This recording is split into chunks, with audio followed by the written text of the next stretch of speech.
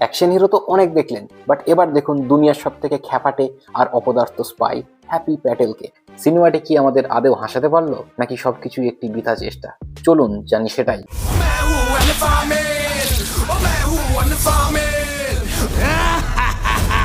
তো মুভিতে বীর দাস নামে একজন ব্রিটিশ ইন্ডিয়ান শেফ যে ভুল করে স্পাই সেজে ইন্ডিয়াতে আসে।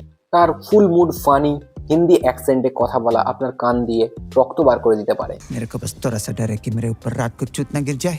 বীর দাসের ডায়লগ ডেলিভারি এবং আমির খান এবং ইমরান খানের ক্যামিও এই সিনেমায় দারুণ একটি ভ্যালু প্রোভাইড করেছে। আপনি যদি ননসেন্স কমেডি পছন্দ করেন তো এই মুভিটা আপনার জন্য। সত্যি কিছু কিছু দৃশ্য দেখে আপনার পেটে খিল ধরানো হাসি পাবে, বিশেষ করে বীর দাসের ভাঙা হিন্দি এবং আজব সব সিচুয়েশন।